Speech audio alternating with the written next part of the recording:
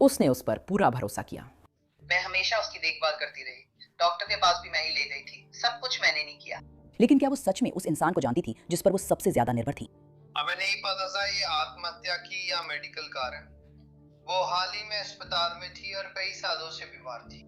शुरुआत में ये अचानक मौत लगती है जब तक कि सच सामने नहीं आ जाता और उसके साथ एक घातक हथियार सामने आता है जिसे किसी ने आते हुए नहीं देखा था। उसकी टॉक्सिकोलॉजी रिपोर्ट में गड़बड़ी है। उसकी बॉडी में एक ऐसी दवा मिली जो नहीं होनी चाहिए थी। और वो क्या हो सकती है? इसे टेट्राहाइड्रोकैनाबिनॉल कहा जाता है। वो क्या है? एक आम महिला ओकेमलॉन की आई ड्रॉप्स है। वे इसे एक हत्या के रूप में देखने की कोशिश कर रही है। मुझे ये पागल पर लगता है, इसलिए मैं यहाँ हूँ। कारणों में से एक। क्या आप लोग सोचते हैं कि मैंने उसकी हत्या की है? मैं भगवान की कसम खाती हूँ, मैं मुड़ी थी। कोर्ट रूम में दो कहानियां टकराती हैं, एक भरोसे की, लीन जेसी को जानती थी जब से वो बच्ची थी। दूसरा विश्वासघात का। जैसी क्रजियव्स्की के लिए लीन हर्नन जिंदा रहने से ज्यादा मर जाने पर फायदेमंद थी। जूरी किस कहानी पर यकीन करेगी? हम जूरी आरोपी जेसी आर क्रुशेव्स्की के बारे में फैसला सुनाते हैं। मैं एलिजाबेथ मिलनर हूं। महिला अपराधियों के इस एपिसोड में आपका स्वागत है। मिलवॉकी विस्कॉन्सिन में हम लीन हर्नन से मिलते हैं। जून 1956 में जन्मी लिन हर्नन ने अपना बचपन मैडिसन विस्कॉन्सिन में बिताया, जो वहां से लगभग 1 घंटे की दूरी पर था। उन्होंने अपना ज्यादातर जीवन वही किया जो उन्हें पसंद था। वो एक हेयर ड्रेसर और सलून की मालिक थीं। दोस्तों का कहना है कि लिन कहीं भी जा रही हों, वो हमेशा पूरी तरह से तैयार रहती थी। उनके बालों से लेकर उनके नाखूनों तक, यहाँ तक कि उनकी ज्वेलरी भी हर दिन किसी खास मौके जैसा होता था। अपनी खूबसूरती और आकर्षण के बावजूद लिन हर्नन ने कभी शादी नहीं की। वो अकेली रहती थी। फिर भी उनके पास मजबूत दोस्तों का एक समूह था। लिन की कोई जैविक संतान नहीं थी, लेकिन वो एक खास व्यक्ति को बेटी मानती थीं। जेसी क्रचेस्की लिन की सबसे अच्छी दोस्त जेनिफर फ्लावर की बेटी हैं। लिन ने उन्हें बड़ा होते देखा। दोनों की तस्वीरें उनके स्नेह भरे रिश्ते को दिखाती हैं। जेसी लिन से अलग लगती थी। जेसी का स्वभाव थोड़ा खुरदरा था।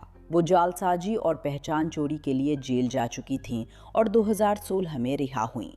उसी साल जब लिन की तबीयत बिगड़ने लगती है तो जेसी उनकी देखभाल करने वाली बन जाती हैं। बताया जाता है कि लिन को जठरांत्र संबंधी समस्याएं, उच्च रक्तचाप और फेफड़ों की बीमारी थी, लेकिन डॉक्टर उनकी सही बीमारी नहीं जान सके। लिन सालों तक बार बार अस्पताल आती जाती रहीं, इसलिए जेसी उनकी पूर्णकालिक देखभाल करने लगी। गिरने पर जेसी लिन को उठाने में मदद करती थी। जेसी किराने का सामान खरीदती और लिन के बिल चुकाती हैं। लिन हानिंग जेसी पर पूरी तरह भरोसा करती हैं। उन्हें शक करने की कोई वजह नहीं थी, लेकिन उनकी सेहत लगातार गिर रही थी। 3 अक्टूबर 2018 को 911 पर जेसी कुचेस्की कॉल करती हैं और बताती हैं कि लिन बेहोश और बिना प्रतिक्रिया के हैं। ईएमएस लिन के कॉन्डो पहुंची। लिन लिविंग रूम के रिक्लाइनर्स पर थीं। मिलवॉकी फायर कर्मियों ने उन्हें मौके पर मृत घोषित किया।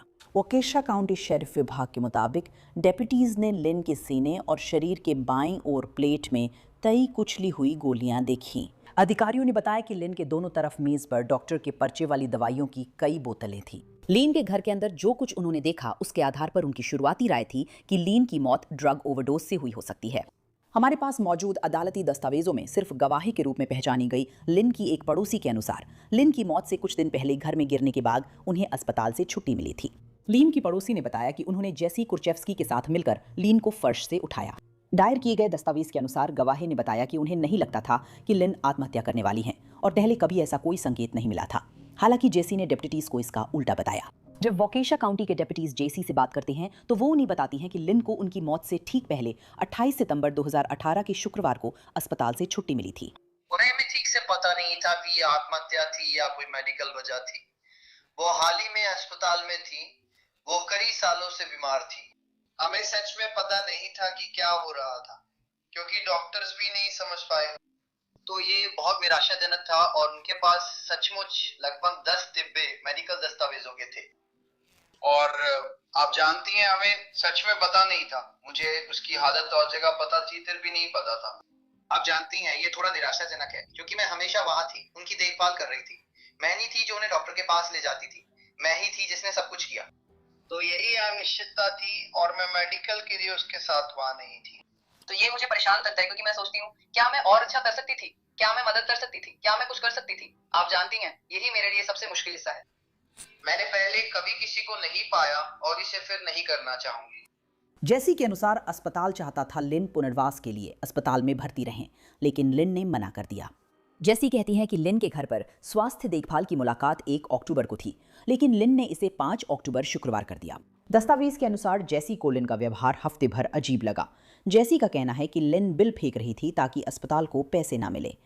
जब जैसी लिन की दवाइयों की जांच करती थी तो या तो बहुत ज्यादा गोलियां होती थीं या फिर पर्याप्त नहीं होती थीं। खबरों के अनुसार जेसी ने बताया कि लिन ने उन्हें जरूरी कागजात की जगह और बिलियों का ध्यान रखने के बारे में बताया, क्योंकि वो वृद्धाश्रम नहीं जाना चाहती थी। अपनी मौत से पहले लिन लगातार इस बात को लेकर चिंतित रहती थी कि उन्हें मेडिकल कारणों से अपना घर छोड़ना पड़ सकता है। जैसी ऐसा इशारा करती दिख रही हैं कि इन सभी कारणों की वजह से ये संभावना है कि लिन आत्महत्या करने के बारे में सोच रही थी। यहाँ तक कि उनकी दवाइयों के साथ भी, आप जानती हैं, मैं हर दिन, क्योंकि उनके पास अस्पताल में रहते हुए आखिरी समय में बहुत सारी दवाइयाँ थी, मैं कहती थी ठीक है लिन, याद रखना तुम्हें ये दवा लेनी है, तुम्हें वो दवा लेनी है। और फिर मैं कुछ दवाइयाँ निकालती थी ताकि वो ले सके, और वो कहती कि मैंने तो पहले ही ले ली है। फिर मैं देखती थी और सोचती थी ठीक है, इसमें तो सही मात्रा भी नहीं है, या फिर तुमने दवा ली ही नहीं। कुछ दवाइयाँ उन्होंने ली ही नहीं, कुछ दवाइयाँ उन्होंने ज्यादा ले ली। मेरा मतलब है मैं उनके साथ तालमेल नहीं बिठा पा रही थी। ऐसा लग रहा था कि वो जबरदस्ती दवा लेने की कोशिश कर रही थी। हाँ, डॉक्टर बताएंगे ये सच है या नहीं। क्या मुझे ये आत्महत्या लगती है? हाँ। मुझे लगता है उसे मानसिक समस्या थी। मुझे लगता है अस्पताल जाना उसके लिए आखिरी झटका था। वहां उन्हें कुछ भी नहीं मिला। वो वही कहने वाली थी जिससे बाहर निकल सके। मैंने उसे ये बताया था। मैंने कहा वो बच्चों के साथ रहने के लिए घर आना चाहती है। वो बस बहुत, मुझे नहीं पता, वो बीमार रहने से थक चुकी थी और वो परेशान थी क्योंकि उसे जवाब नहीं मिल रहे थे। जैसी कहती हैं कि लिन को अपनी बिल्लियां बहुत पसंद थीं, इसलिए वो उन्हें छोड़कर नहीं जाना चाहती थी। जैसी ये भी कहती हैं कि लिन का कोई परिवार नहीं था और जैसी के अलावा उसका किसी से संपर्क नहीं था। पता चला जेसी लिन के पास पावर ऑफ अटर्नी थी। लिन की मौत के कारण और तरीका जानने के लिए मेडिकल एग्जामिनर की रिपोर्ट हफ्तों बाद आई। इसी दौरान जांचकर्ता मामले पर काम कर रहे थे। कोर्ट दस्तावेजों के मुताबिक 19 दिसंबर 2018 को डेप्टीज ने गवाह सी से बात की। गवाह सी ने बताया कि उसे लगता है जेसी कुर्चेव्स्की और उसकी मां जेनिफर फ्लावर लिन की मौत में शामिल हो सकती हैं। गवाह सी के मुताबिक वो लिन को लंबे समय से जानता था और उसे नहीं लगता था कि लिन ओवरडोज लेगी। गवाह सी को शक है कि जेसी और उसकी मां जेनिफर इसमें शामिल हो सकती हैं, क्योंकि वे लिन के घर में रहकर उसकी चीज़ों का इस्तेमाल करती थीं।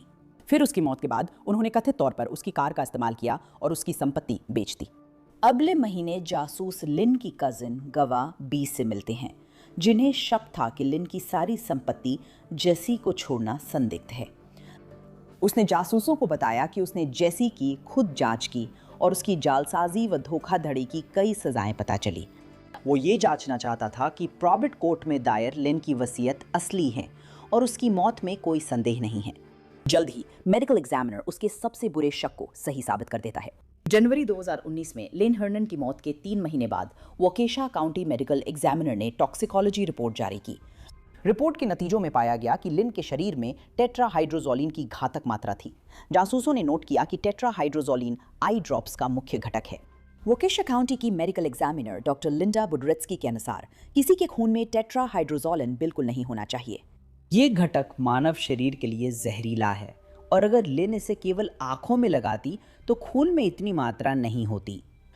जांचकर्ताओं के मुताबिक जेसी कई बार मेडिकल एग्जामिनर के दफ्तर में कॉल कर लिन की पोस्टमार्टम रिपोर्ट पूछ चुकी थी। ये फॉक्स 5 कम्युनिकेशन है, मैं जेफ हूँ। नमस्ते। मेरे पास केस नंबर या जिम्मेदार व्यक्ति की जानकारी नहीं है। ओके। मेरे पास एक अंतिम नाम और उस व्यक्ति का नाम है जिसकी चर्चा हो रही है, और मूल रूप से मेरे पास बस इतना है कि मैं कुछ जानकारी जानने की कोशिश कर रही हूँ। ठीक है, क्या आपको याद है कि घटना कहाँ हुई थी? ये मिल्वॉकी में हुआ था। मेडिकल ने ही मुझे आप लोगों का नंबर दिया था। क्या ये डेथ बेनिफिट से जुड़ा मामला है क्योंकि आपने मेडिकल एग्जामिनर से बात की थी? ओके। और सब्जेक्ट का आखिरी नाम क्या है? HERNA, हरमान, और नाम ले लें। क्या आपको पता है ये कब हुआ? वो पिछले साल 3 अक्टूबर को गुजर गई थी। मुझे नहीं पता ये आपको कब भेजा गया या इसके बारे में कुछ भी। मैं मेडिकल एग्जामिनर से बात कर रही हूँ, क्योंकि हम जानना चाहते हैं क्या वो मौत से पहले अस्पताल में थी। ये ऐसी चीज है जिसे अस्पताल को इसका पता चल जाना चाहिए था, या कुछ और पता नहीं क्या चल रहा है। उन्होंने कहा कि ये आपके विभाग को भेजा गया था, लेकिन जांचकर्ताओं के पास जेसी की गिरफ्तारी के लिए सबूत नहीं थे। कुछ महीनों बाद जुलाई 2019 में जेसी को फिर पूछताछ के लिए बुलाया गया। जेसी को लिन हर्नन के पैसों सहित कई सवालों के जवाब देने हैं। क्या वो तब अपने बिल खुद संभालती थी? क्या उनका दिमाग इतना तेज था? वो कुछ चीजें खुद करती थी, लेकिन मुझे भी बताती थी कि क्या देना है। वो कहती थी ठीक है इस महीने ये देना है, इस महीने ये देना है। जैसे क्या उस समय आपकी कार की किस्त थी या? नहीं, मेरी नहीं थी, वो तो क्रेडिट कार्ड्स की दीवानी थी, जैसे पागलपन की हद तक। क्या वे क्रेडिट कार्ड स्टोर में है? पता नहीं। पिछले 6 महीनों में जब वो ठीक नहीं थी, क्या आप रोज या लगभग रोज वहां जाते थे? लगभग। क्या वो रोज पैसे देती हैं या हफ्ते में? क्या आपके पास कभी आधिकारिक व्यवस्था थी जिसमें आप $20 प्रति घंटा कमा रहे थे? या नहीं, ऐसा कुछ नहीं था। नहीं, ऐसा कुछ भी नहीं था। जांचकर्ता जेसी को उस चीज से रूबरू कराते हैं जो वे पहले से जानते थे। उसकी टॉक्सिकोलॉजी रिपोर्ट में असामान्यता है। शरीर में ऐसी दवा मिली जो नहीं होनी चाहिए थी। और वो क्या हो सकती है? इसे टेट्राहाइड्रोकैनाबिनोल कहा जाता है। वो क्या है? ओकैम्डोनोल अक्सर आई ड्रॉप्स के रूप में मिलता है। जेसी ने कहा कि उसने लिन के लिए आई ड्रॉप्स खरीदे, पर लिन को कभी उन्हें पीते या निगलते नहीं देखा। वो हमेशा आई ड्रॉप्स का इस्तेमाल करती है। वो उनका इस्तेमाल किस लिए करती थी? वो उनका इस्तेमाल अपनी आंखों के लिए करती थी, लेकिन वो उन्हें बहुत जल्दी खत्म कर देती थी, जो समझ में नहीं आता था। हाँ। मतलब क्या आप कहेंगे कि वो बहुत ज्यादा इस्तेमाल कर रही थी? वो कितना इस्तेमाल करती थी? अस्पताल में उसके लिए मैंने शायद 4 बोतलें लाई थी। हाँ। वो हमेशा अपनी आंखों में उन्हें डालती रहती थी, हमेशा। और मैं सोचती थी मैंने कभी किसी को नहीं देखा जो इतना इस्तेमाल करता हो। वो कहती थी मेरी आंखें हमेशा सुखी रहती हैं, हमेशा। तुम उसके लिए किस तरह के आई ड्रॉप्स खरीद रहे हो? जो भी मिल जाए।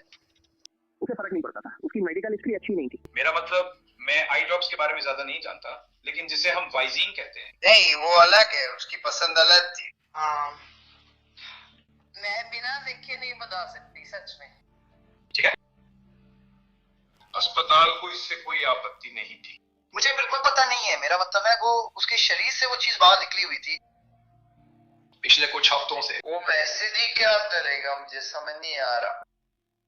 सुना है ज्यादा आई ड्रॉप्स का इस्तेमाल ठीक नहीं। मेडिकल एग्जामिनर को ये नहीं चिंता है। क्या उन्होंने उसकी तरह देखा? उसके पास उनकी कई डिब्बियां या पैड्स हैं। हाँ, क्योंकि वो आई ड्रॉप्स इस्तेमाल करने के लिए जानी जाती थी। हाँ, मैं सोच रही थी वो क्या है। वो शुरू से मुझे अजीब लग रहा था। क्या तुमने उसे वो चीज मुंह में डालते देखा है? नहीं, मुझे नहीं पता। क्या तुमने कभी देखा है? क्या तुमने उसे गोलियां लेते वक्त शराब शब्द कहते देखा है? ये करम है क्या? तुम्हारा क्या मतलब है? शराब जैसे स्पिरिट्स वोडका, लेकिन हाँ, हमेशा स्ट्रेट वोडका, वही उसका मुख्य ड्रिंक था। मेडिकल एग्जामिनर मानते हैं कि उसकी हत्या हुई है। क्या वो सच में कह रहे हैं? ठीक है। ऐसा क्यों है? क्योंकि उन्हें उसके पास वाइजीन की कोई बोतल नहीं मिली। उसके घर में वे हर जगह पड़ी हैं। लेकिन वो ज्यादा घूमती फिरती नहीं थी। हमें यही बताया गया कि वो ज्यादा हिलती डुलती नहीं थी। तो मेडिकल एग्जामिनर। मैं बता सकती हूँ, मुझे पता है। किसी ने उसे दिया था। वहाँ सिर्फ मैं थी। मैं वहाँ थी। मैंने तुम्हें डरते नहीं देखा। मैंने उसके लिए कुछ भी नहीं लिया, कुछ भी नहीं। वो सब उसके बाथरूम में है, वहाँ बंद है, और 2 उसकी नाइट स्टैंड में है। ऐसा नहीं है कि मैं इसकी आदी नहीं हूँ। वे उसी की नाइट स्टैंड पर थे। मुझे पता है क्योंकि वो हमेशा वहीं रखती थी। नाइट स्टैंड की तस्वीर है। मेडिकल एग्जामिनर ने अच्छी तरह जांच की। मैं आपकी बात से पूरी तरह सहमत हूँ, 100%। लेकिन मुझे कोई ऐसा नहीं पता जो उसके साथ ऐसा कर सकता है। और मैं झूठ नहीं बोल रही हूँ। मुझे कोई ऐसा नहीं पता जो ऐसा करना चाहेगा। मुझे नहीं पता। मैं आपसे पूछूं? मैं किसी को नहीं जानती। देखो, वे इसे हत्या का मामला मानकर देख रहे हैं। मेरे लिए ये पागलपन है। इसी वजह से मैं यहाँ हूँ। ये देख रहा। क्या आप लोग सोचते हैं कि मैंने उसकी हत्या की है? मैं भगवान की कसम खाती हूँ, मैं मुड़ गई थी। जांचकर्ताओं को लगता है कि जेसी को लिन हर्नन की मौत से फायदा हो सकता था। पिछले 2 साल में उसने तुम्हें कितने पैसे दिए? क्या सोचते हो? बहुत सारे, पता नहीं, डॉलर के हिसाब से। कोई एक आंकड़ा बता दो। शायद 20,000।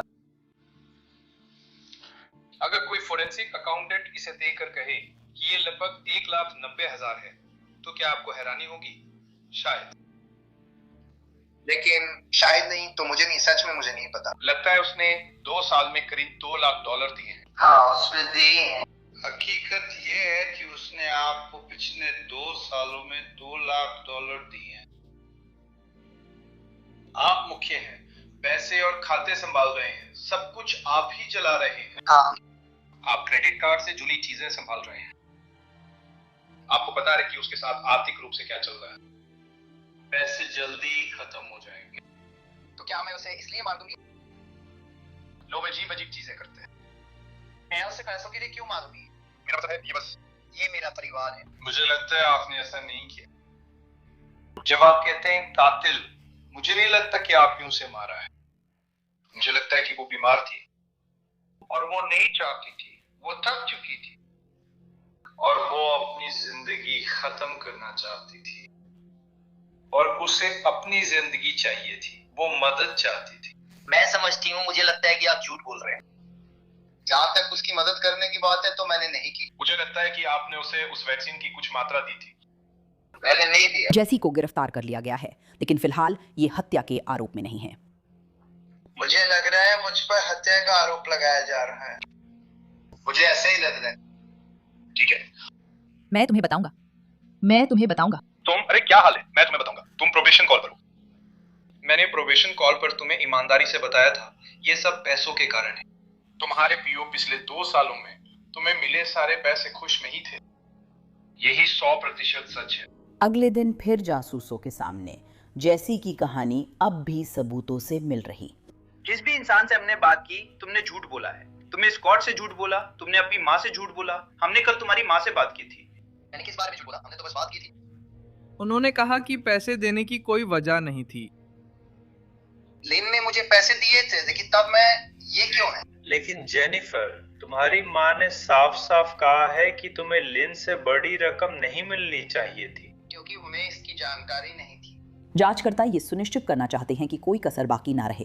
जेसी को कुछ दिनों बाद एक और पूछताछ के लिए वापस बुलाया गया और ध्यान फिर से लिन के बैंक खातों पर जाता है। क्या आपको नहीं लगता कि यह अजीब है कि किसी को 2 साल की अवधि में कम से कम $2 लाख मिले? ये 3 साल की अवधि थी। उसकी मौत से पहले ही बड़ी रकम मिल चुकी थी।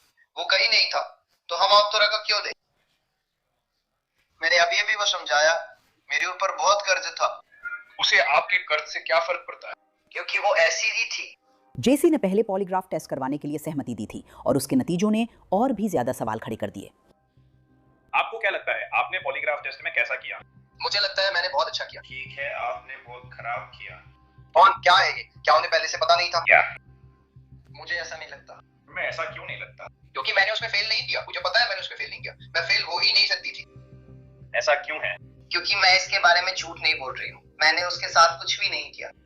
मैंने सच में उसके साथ कुछ भी नहीं किया। और मुझे पता है कि आप लोग सोच रहे हैं कि ये पैसे की वजह से है। मैं कभी भी उसे पैसे के लिए चोट नहीं पहुंचा सकती। मैं उसे चोट नहीं पहुंचा सकती। वो बहुत अच्छी इंसान है और मेरी आर्थिक मदद कर चुकी है। अब आप लोग सोचते हैं कि मैंने उसी पैसे के लिए उसे मार डाला।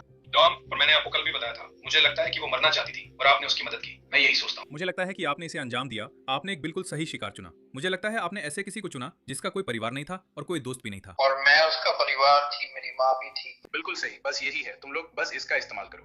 तो मैं उसे क्यों हटाऊंगी? उसके पास पैसे खत्म हो रहे थे, तुम लोग उसके नाम पर क्रेडिट कार्ड और लोन ले रहे थे। मैंने उसकी इजाजत के बिना कुछ भी नहीं किया। कुछ भी नहीं। जूरी क्या सोचेगी? और क्या जूरी सोचेगी? मुझे यकीन है कि अच्छा नहीं लगेगा। जांचकर्ताओं ने जेसी पर हत्या का आरोप नहीं लगाया है। इसके पीछे एक वजह है। मेडिकल एग्जामिनर ने अभी तक इस केस को हत्या के रूप में वर्गीकृत नहीं किया है। एमई की रिपोर्ट साफ तौर पर एक खास दिशा की ओर इशारा करती है।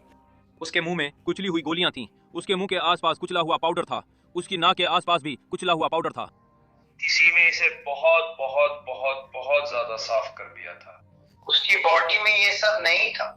नहीं, ये थेरेप्यूटिक स्तर से भी कम था, यानी वह उपचारात्मक स्तर तक भी नहीं पहुंचा था। मुझे लगता है कि उसकी प्लेट भरी हुई थी। तो ठीक है, जाहिर है उसकी प्लेट भरी हुई थी, उसने उसमें से बहुत कम लिया। उसकी बॉडी में उन 2 गोलियों के अलावा कुछ भी नहीं था। मुझे ये मानना मुश्किल लगता है। 2 गोलियां थी। जब मैं उसे ले जा रही थी, उसने उस सुबह 2 से ज्यादा गोलियां ली थी। ठीक है, फॉरेंसिक पैथोलॉजिस्ट, डॉक्टर और जिन लोगों ने जांच की है वे आपसे सहमत नहीं हैं। और ये सिर्फ कल की बात नहीं है, ये लगभग 1 साल पहले हुआ था। तो ये बहुत लंबी जांच रही है। उनकी तरफ से। मैं समझती हूँ कि आप क्या कह रहे हैं। मेरा मतलब है मेडिकल एग्जामिनर काफी गंभीर हैं। वो इसे हत्या या मर्डर नहीं कहना चाहती अगर वह इसे समझा नहीं सकती, इसलिए उनके लिए यह कठिन है, लेकिन वह बार बार बताती है, क्रिश मैं इसे हत्या मानने की ओर झुक रही हूँ क्योंकि आंकड़े नहीं मिलते। ये जानने के बाद जेसी के पास बताने के लिए एक अलग कहानी है। उसने वज़ाइन बहुत पहले देखा था और मैंने पहले ही बताया था कि वो कई बोतलें खरीद रही थी। वो निकलने का रास्ता ढूंढ रही थी क्योंकि उसने 2 बार गोलियां ली लेकिन वो असर नहीं कर रही थी। वो अपना रास्ता तलाश रही थी। और वो कब था? आपने कहा था ना उससे एक दिन पहले। उससे एक दिन पहले उसे क्लीनेक्स भी खरीदना पड़ा था और शायद ग्लास इतना ही बड़ा था। और उसमें कितनी विजन थी ये मुझे नहीं पता क्योंकि उसने पहले ही उसे अपनी वोडका की बोतल में डाल दिया था। पिछली बार जब मैंने बॉटल खरीदी थी उसने उसे अपनी वोडका में डाल दिया था, इसलिए मैंने पूछा कि टॉमी क्या उसमें आखिरी बार भी ऐसा ही किया था, क्योंकि उसने ऐसा 3 बार किया था और वो इतनी बीमार हो जाती थी कि वो सब जगह गंदगी कर देती थी और तब उसने अपने कमरे में भी गंदगी कर दी थी और जब वो अस्पताल में थी तो मुझे ही वो सब साफ करना पड़ा था। और उसने उस चावल पकाने वाले कुकर में माइक्रोवेव में क्यों रखा? वो ऐसा इसलिए कर रही थी क्योंकि वो कोई आसान रास्ता ढूंढने की कोशिश कर रही थी। अगले दिन दबाव और बढ़ जाता है और जेसी टूटती हुई सी लगती है। अब उसके पास एक और कहानी है कि लिन बहुत दर्द में थी, उसके पास कोई और विकल्प नहीं बचा था। तुम्हें इसे साफ साफ बताना होगा। उस सुबह 12 बजे तुम जानते थे कि वही उसका प्लान था। मुझे ये महीनों से पता था। और जब तुमने उसे वो बोतल दी तुम्हें अंदर ही अंदर बुरा लग रहा था। मैं अंदर से बीमार थी लेकिन मैंने नहीं सोचा था कि ऐसा हो जाएगा। ऐसा होने की संभावना थी क्योंकि मैं ये पूरी संभावना थी कि ऐसा होने वाला था। पक्का ऐसा नहीं है। और तुम जानते थे। लेकिन मैं ईमानदारी से कह सकती हूँ कि मुझे नहीं पता था कि ऐसा होगा। मैं बस उस दोपहर में सिर्फ व्यक्तिगत प्रतिनिधि थी। तुम्हारे दिमाग में घूम रहा था कि अगर तुम वहां वापस जाओगे तो हो सकता है वो मर चुकी हो। तुम उसे नहीं बता सकते थे क्योंकि तुम बहुत अच्छे हो। नहीं। और तुम्हें बहुत बुरा लग रहा है। तुम्हें इस सब के बारे में बहुत बुरा लग रहा है। घर में जो उसकी आखिरी वसीयत थी उसमें एंथनी और मेरी माँ का नाम है जो वसीयत घर में थी, बस ताकि तुम लोगों को पता हो क्योंकि शायद तुम लोगों को वो मिल रही होगी। वो वहाँ थी, मुझे ये नहीं पता था। मैं चाहती हूँ कि ये पता चले। मेरी माँ को भी ये पता था। एक बात ये कि तुम उसकी मदद करने की कोशिश कर रहे थे। वो थक चुकी थी, वो बहुत दर्द में थी, बहुत तकलीफ में थी और तुमने वही किया जो तुम्हें सही लगा। बात इतनी सी है, तुमने वही किया जो तुम्हें सही लगा। क्या ये सही है? ठीक है, तुम्हें इस बारे में बहुत बुरा लग रहा है। मैंने वही किया जो वो चाहती थी, क्योंकि वो चाहती थी। उसने कई बार विरोध किया और उसे मना कर दिया। इस बार भी ऐसा ही हुआ। अगर मुझे सही लगता तो उसे चुप कराने के लिए ट्रिगर दबा देता। तुम ऐसा नहीं कर सकते, तुम वो इंसान नहीं हो। अगले 2 दिन तक जेसी जोर देती रही कि उसने हत्या नहीं की। मैंने उसकी हत्या नहीं की और कर भी नहीं सकती थी। मैं समझती हूँ कि मैंने मदद की, मैंने उसे खरीदा, लेकिन मेरी समझ में मुझे लगता है कि उसे पता था कि वो क्या पी रही है। उसने खुद लिया। मैंने उसे लेने के लिए मजबूर नहीं किया। मैंने जबरदस्ती उसके मुंह में नहीं डाला। मुझे इसका कुछ भी पता नहीं था और यहीं पर मुझे सबसे ज्यादा मुश्किल होती है। मैं जो भी कर सकता हूँ करने के लिए तैयार हूँ। मैंने ये नहीं किया, मैंने उसे नहीं मारा, मैंने उसे नहीं मारा। तुमने भूमिका निभाई थी जेसी। मैंने तो बस उसे खरीदा था, बस इतना ही किया मैंने उसे खरीदा था और उनके हिसाब से ये हत्या है। तुम आए लेकिन बस नहीं चला सकते। वो बोतल वही थी जो वो चाहती थी। उसे पता था वो क्या है। तुम्हें भी पता था। नहीं जेसी, तुम जानते हो उसे पता था वो क्या है। ये उसी का दिया धरा था। तो तुमने भी वही किया। आध्यात्मिक ने भी वही किया, लेकिन इसका मतलब ये सही नहीं है। और हर समय अनचाहे परिणाम। और तुम ये नहीं कह सकते कि ये अनजाने में हुआ क्योंकि तुम्हें पता था ये होगा। लीन ने इसे खोज कर देखा था और कहा था कि ये तुम्हें मार सकता है। ये उसे मार सकता है। और तुम ये जानते थे और तुम जानते थे कि उसने ऐसा कहा था। और तुम जानते थे कि वहां 6 बोतलें थीं। और तुम कुछ एफ के बारे में परेशान थे। ऐसा संभवतः हो सकता है। हमने मेरे दिमाग में सब कुछ दोहराया और तुम लोग बार बार कहते हो मैंने उस पर मोहर लगाई, मैंने उस पर मोहर लगाई। मैंने वो बोतल क्यों नहीं ली? क्यों नहीं लिया? ऐसा हो सकता था। मैं वो बोतल नहीं ले रहा था। और अगर तुम लोगों ने वो बोतल नहीं ली होती तो तुम्हें पता भी नहीं चलता और मैंने कभी वो बोतल नहीं खोली थी। उस बोतल पे मेरे फिंगरप्रिंट्स नहीं है। जेसी से 10 दिनों के अंदर 6 बार डिटेक्टिव्स ने पूछताछ की है, फिर भी उस पर आधिकारिक रूप से हत्या का आरोप नहीं लगाया गया है। 16 जुलाई 2019 को जांचकर्ता एक और गवाह से बात करते हैं जो कभी जेसी के बहुत करीब था।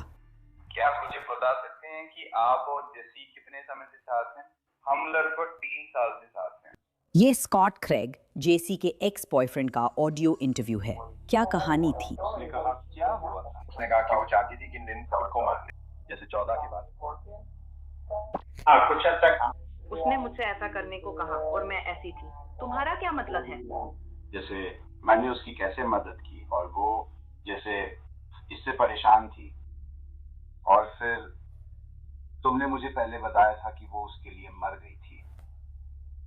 क्या तुम्हें पता था कि असल में तुम्हें लगता है कि उसने उसके लिए ऐसा किया?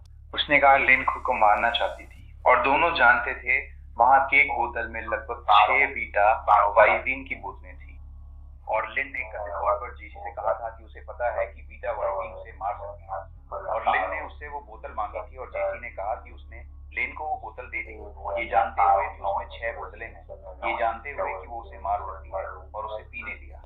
स्कॉट ने जांचकर्ताओं को बताया कि उसे और भी ज्यादा शक तब हुआ जब जेसी ने उसके लिए, उसके बच्चों के लिए और यहाँ तक कि उसकी एक्स वाइफ के लिए भी महंगे तोहफे खरीदने शुरू कर दिए।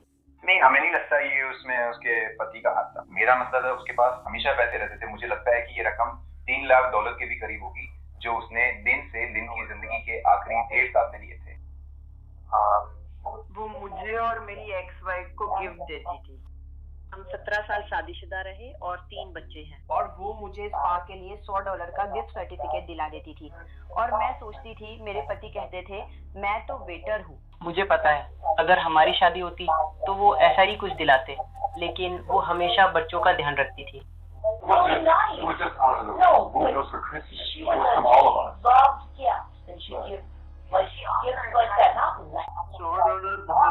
फिर भी ये अजीब था। 19 जुलाई 2019 को जांचकर्ताओं के पास जेसी के लिए एक खबर थी जिसके लिए वो तैयार नहीं थी।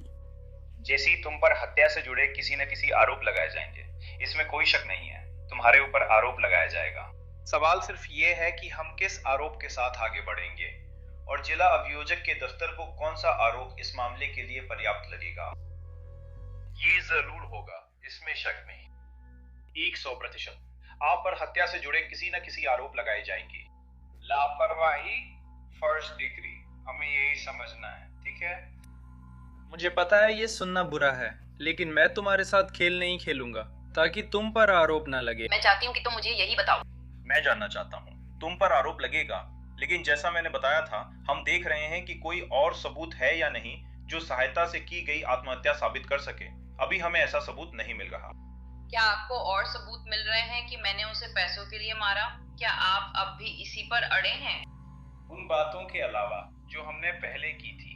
मुझे नहीं पता। हाँ, खैर, हम सारी वित्तीय चीजें देख रहे हैं। मेरे पास वित्तीय मामलों पर जानकारी है जेसी, मुझे पता है, उसे जानता हूँ, तो इसमें बहुत कुछ लगता है, इसमें बहुत मेहनत लगती है। हम फिलहाल वहीं पर हैं। जेसी क्रिचेस्की की जांच महीनों चलती है। पैरोल होल्ड के चलते वो जेल में रहती है। जेल से रिहाई से 2 दिन पहले उसके खिलाफ गिरफ्तारी वारंट जारी होता है। अब ये आधिकारिक हो जाता है। जेसी क्रिचेस्की पर लिन हर्नन की मौत के मामले में प्रथम श्रेणी हत्या का आरोप लगाया गया है।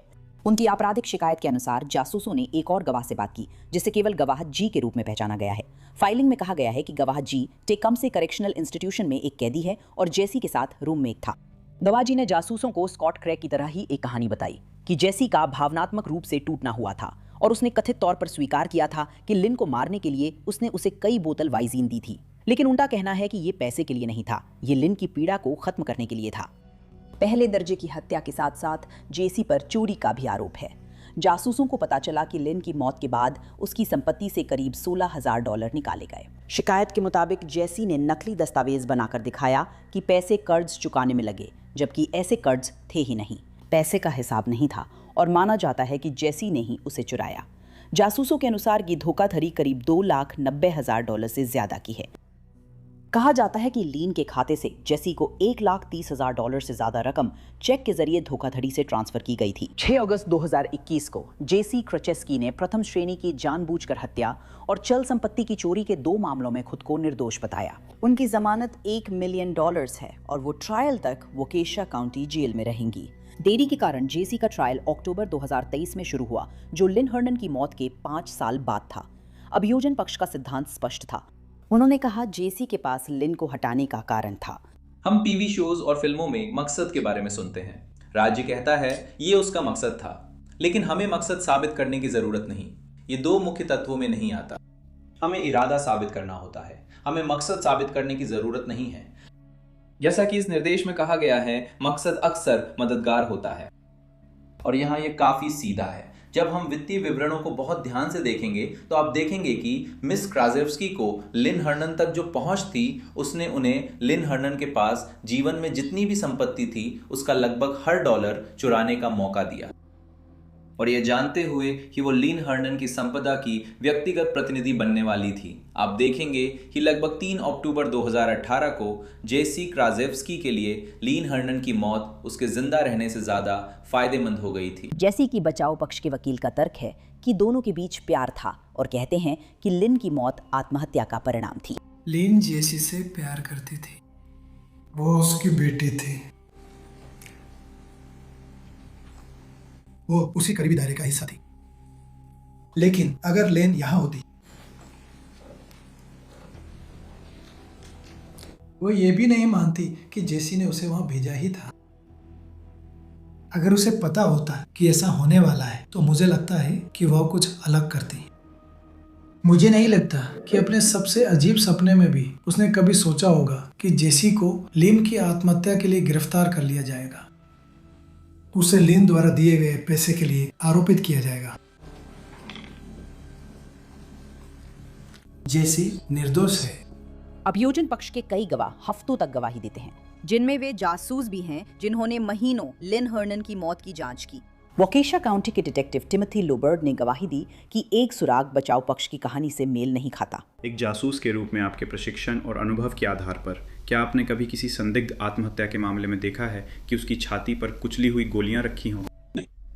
जब आप घटना स्थल पर थे और अपनी जांच कर रहे थे, क्या कभी कोई सुसाइड नोट मिला था? नहीं। अगर कोई मिलता तो क्या आप उसे रखते?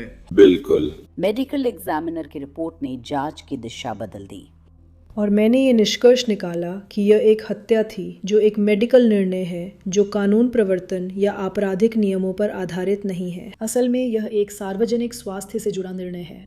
और ये चोट कैसे हुई? इसका कारण ये है कि किसी और ने उसे टेट्राहाइड्रोजोलिन दिया था। इसी वजह से मैंने इसे हत्या कहा। अगर उसने खुद इसे लिया होता तो बात कुछ और होती। जैसे ही आपने और करीब से देखा, जिस तरह से यह पाउडर मृत व्यक्ति पर पड़ा हुआ था, क्या वह आपके उन सभी अनुभवों के अनुरूप था जो आपने आत्महत्या के मामलों में देखे हैं? नहीं।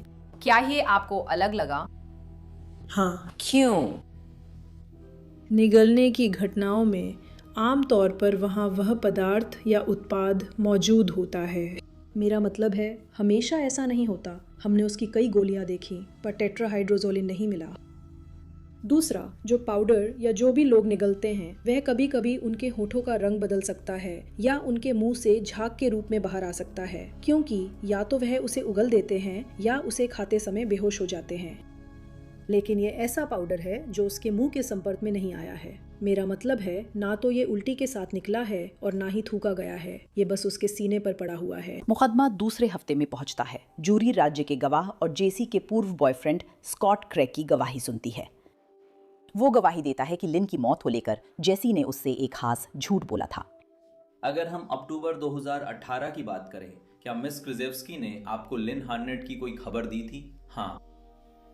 अक्टूबर 2018 में उसने बताया कि लिन की मृत्यु हो गई थी। आपको कहाँ लगा कि लिन हर्नन का निधन हुआ? फ्रेडर मेडिकल सेंटर में। और आपको ऐसा क्यों लगा? क्योंकि वो फ्रेटर में कोमा में थी। तो उसने बताया कि डॉक्टरों ने कोई निष्कर्ष निकाला? हाँ। और वो क्या था? उन्होंने कहा कि उसने वाइजीन निगल लिया था। क्या उसने वाइजीन शब्द का इस्तेमाल किया था या कोई और शब्द? क्या आपको याद है? उसने कहा था कि कोई टेट या मेडिकल टेट था, मुझे उसका सही नाम नहीं पता। टेट्रा कुछ था।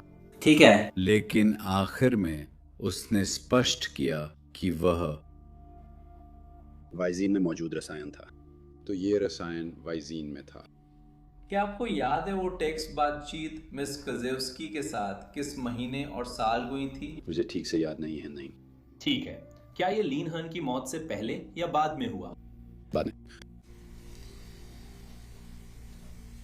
जब आपको मैसेज मिले कि आपकी गर्लफ्रेंड को जहर दिया गया, तब आप क्या सोच रहे थे? मैं बहुत गुस्से और नाराज था। सोच रहा था कि ये किसने किया। याद रखिए, जेसी सिर्फ लेन की हत्या के लिए ही नहीं, बल्कि उस पर उसकी मौत से पहले और बाद में उसका पैसा चुराने का भी आरोप है। क्या आपको याद है लेन के मनी मार्केट अकाउंट से कितने चेकों का पता लगाया? मुझे लगता है कि कुल 21 चेक थे, लेकिन उनमें से एक चेक वो था जो लेन ने वाइल्ड मोटर्स को लिखा था। बाकी 20 चेक जेसी क्रिजेव्स्की के नाम लिखे गए थे। तो अक्टूबर 2014 से लेकर 6 नवंबर 2018 तक जब खाता बंद हुआ, मिस हरमन के मनी मार्केट अकाउंट से सिर्फ 21 चेक ही लिखे गए थे। सही है। और आपने कहा कि उनमें से 20 चेक मिस्टर शिशेव्स्की के नाम लिखे गए थे। सही है। क्या आपने मिस्टर शिशेव्स्की के नाम लिखे गए 20 चेकों का कुल मूल्य जोड़ा? हाँ। और क्या वही आंकड़ा स्लाइड 77 पर है? क्या आप वो मानजोर से पढ़ सकते हैं? 7,601 खाते का कुल योग $1,34,337 था। $1,34,337.01। ठीक है। और अक्टूबर 2014 से लेकर नवंबर 2018 की उस तारीख तक आपने कहा था कि वो खाता $2,50,000 से शुरू हुआ था। सही है। और $87 पर खत्म हुआ। सही है। स्कॉटी के पब, स्टेल्स पैलेस, हटावना, मी बिंगो कैसीनो में लेन देन देखे गए, जबकि लिन के खातों में ये जगहें पहले नहीं दिखी। ठीक है, तो ये सब उसके मरने के बाद की बातें हैं। सही है। लेकिन जब वो जिंदा थी उससे पहले भी मेरा ख्याल है आपने कहा था कि सितंबर 2018 के आसपास आपने बदलाव देखा था। कम से कम इस खाते में। सही है? सही। सितंबर 2018 से पहले क्या आपने मिस हरनान के 5,336 खाते का इस्तेमाल एटीएम पर होते देखा था? नहीं। क्या आपने इसे सेल्स पैलेस जैसी जगहों पर इस्तेमाल होते देखा? नहीं। क्या आपने पोटावाटोमी कैसीनो में कुछ खरीदते देखा था? नहीं। ठीक है, तो ये न सिर्फ उसकी मौत के बाद हुए थे, बल्कि ये उस पैटर्न में भी फिट नहीं होते जिसके बारे में आपने पहले बात की थी। सही है।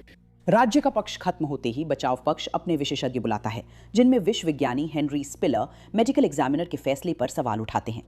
चार्ट आपके पास था और आपने उसके पेट में मिले 4.1 मिलीलीटर वाइजीन का जिक्र नहीं किया था, है ना?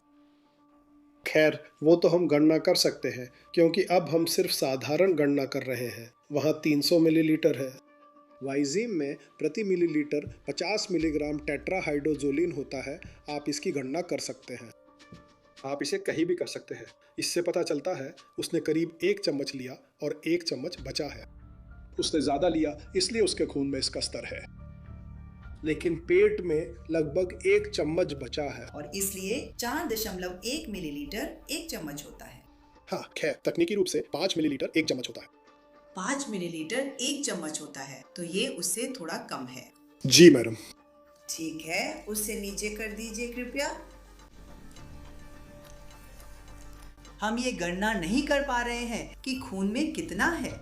नहीं, क्योंकि फिर से टेट्राहाइड्रोकैनाबिनॉल के मौखिक उपयोग पर कोई अध्ययन नहीं है।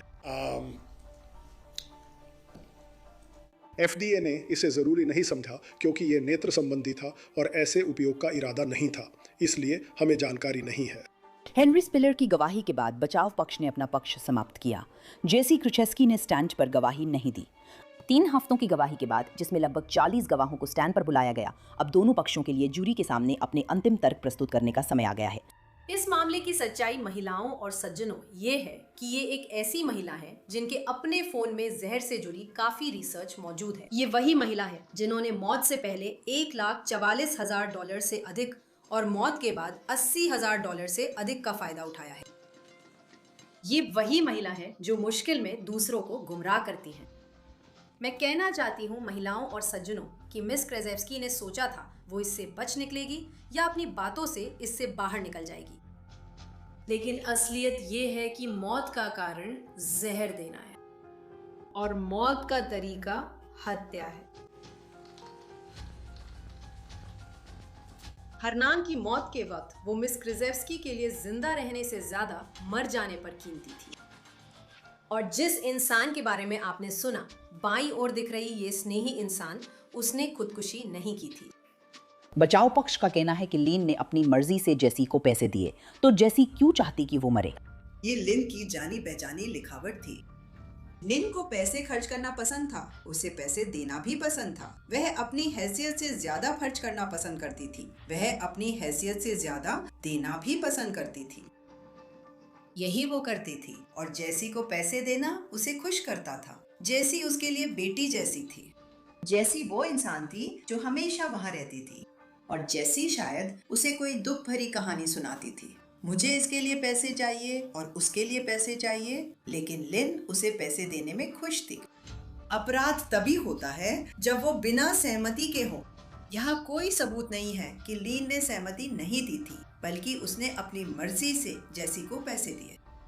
अब जेसी का भविष्य वोकेशा काउंटी की जूरी के हाथों में है। वे 2 दिनों तक विचार विमर्श करते हैं। 14 नवंबर 2023 को वे अपना फैसला सुनाते हैं। हम जूरी आरोपी जेसी आर क्रिजेव्स्की को अभियोग पत्र के पहले आरोप के अनुसार प्रथम श्रेणी की जानबूझकर हत्या का दोषी पाते हैं। हम जूरी आरोपी जेसी आर क्रिजेव्स्की को पाते हैं अभियोग पत्र के दूसरे आरोप के अनुसार चल संपत्ति की चोरी का दोषी।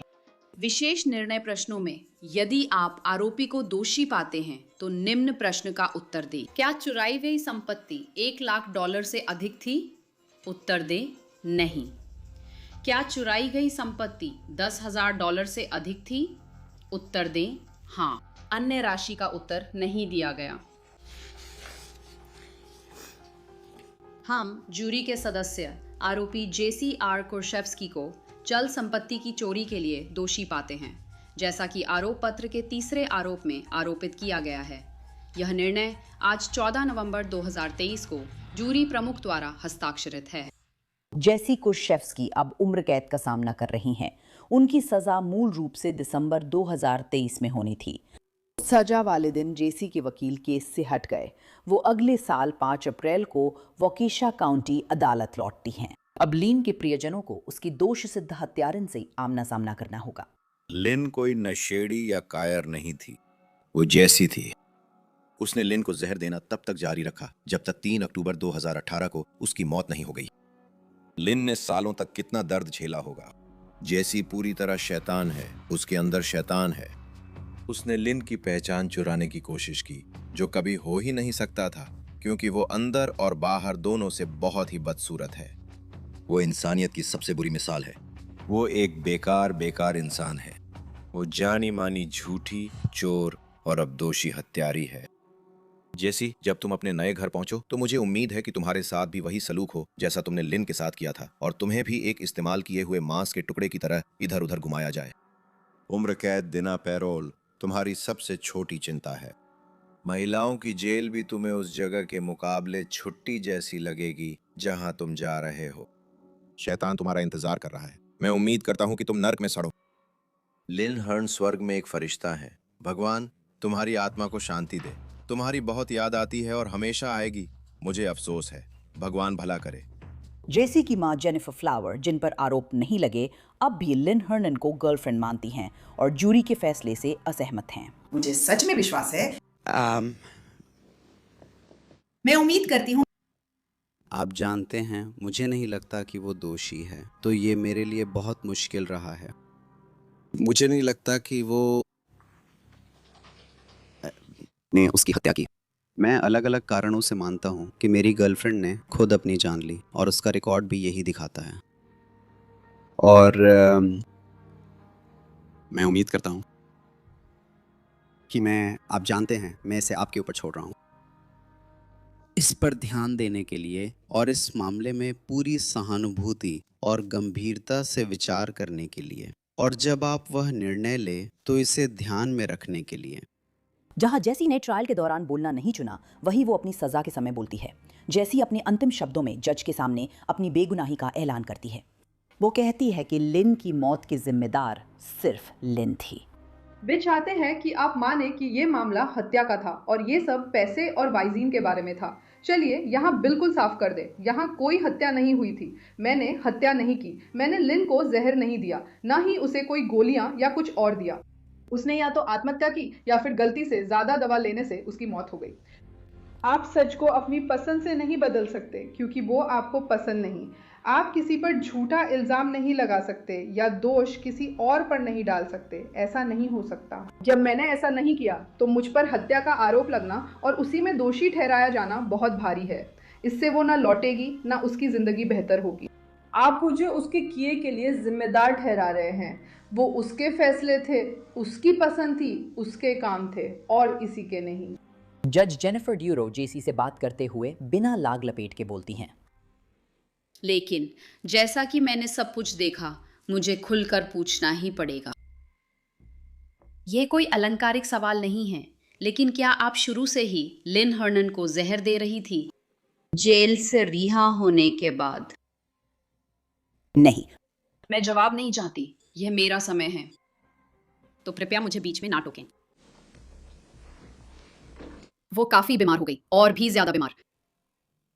उसके जीवन में रोज फिर से शामिल होने के बाद आखिरकार वो अस्पताल में भर्ती हुई सितंबर 2018 में, जिसकी कोई वजह समझ नहीं आ रही थी। समझ नहीं आ रहा था क्या हो रहा है, लेकिन हम क्या जानते हैं, वो ठीक हो गई। अस्पताल में ऐसा क्या था जो हो ही नहीं सकता था? कोई उसे THZ से जहर दे रहा था। उससे बहुत ज्यादा जोखिम जुड़ा हुआ है, कैमरे या जो भी हो सकता है। मुझे लगता है कि इससे तुम्हें हरी झंडी मिल गई।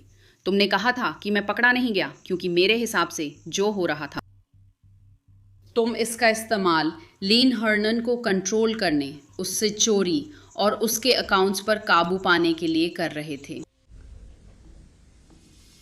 मुझे लगता है कि तुमने उसे निशाना बनाया था। जज ड्यूरो की जेसी को दी गई आखिरी सजा बहुतों को उसके कर्मों का फल लगती है। मैं पहले दर्जे की जानबूझकर हत्या के आरोप गिनती 1 पर 30 साल बाद निगरानी में रिहाई की संभावना के साथ आजीवन कारावास की सजा सुनाने जा रही हूँ। इसका मतलब है कि चोरी के आरोपों को छोड़कर आप लगभग 70 साल के हो जाएंगे, जो कि लिन की आज की उम्र से भी ज़्यादा है। इसी वजह से दूसरे और तीसरे आरोप में आपको अधिकतम सज़ा सुनाई जा रही है, जो गिनती 1 के बाद और एक दूसरे के बाद चलेगी। मुझे लगता है कि इससे अलग कुछ भी करना आपकी पिछली जालसाजी और गबन, गंभीर अपराधों की सज़ा और आपकी विस्तारित निगरानी के दौरान अच्छे रिकॉर्ड की कमी, उन अपराधों की गंभीरता को अनुचित रूप से कम आंकना होगा। लेकिन मैंने इसे सच में गौर से देखा और मेरा मकसद यहाँ उस लक्ष्य को हासिल करना था और मैंने इसे इसी तरह से तैयार किया। और वह लक्ष्य ये था कि आप उस समय के करीब पात्र हो जाएं जब आपकी उम्र 80 साल हो। जेसी कार्चेव्स्की विस्कॉन्सिन के टेक्नसी सुधारात्मक संस्थान में सजा काट रही हैं। धन्यवाद। मैं एलिजाबेथ मिलर हूँ। अगले हफ्ते मैं यहीं एक और महिला अपराधी को लेकर आपसे फिर मिलूंगी।